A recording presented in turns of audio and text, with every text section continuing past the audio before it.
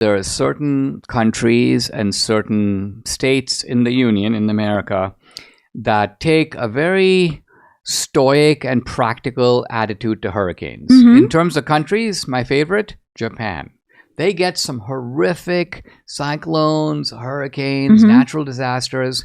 You never hear a word of complaint about them. You never see the Japanese on the international news, help us. Well, that and earthquakes, as you know. They have massive bad earthquakes, ones. bad ones.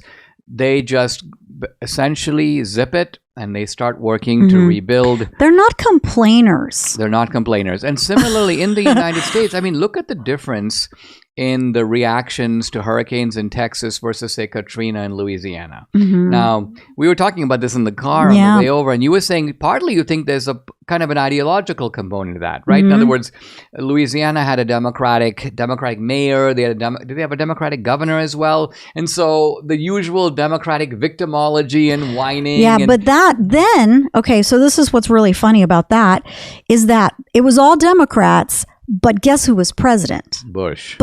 So they blame Bush and FEMA, right?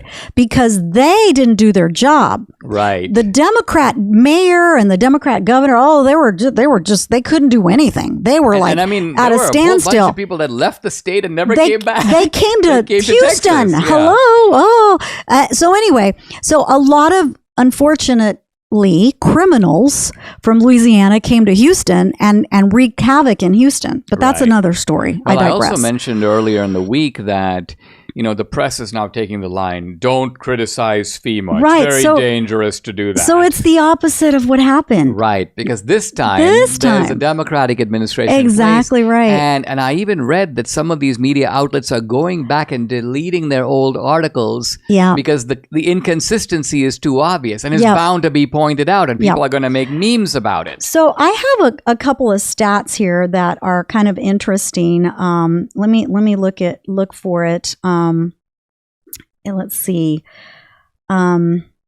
So the kind of the worst hurricanes in U.S. history, they go back to, there's one here in 1884 in Texas that had the millibar at 925. Now, I believe Milton dipped into the 800s, but it stayed consistently in like the 920s. That just means that the pressure is very high, which makes it a more powerful hurricane.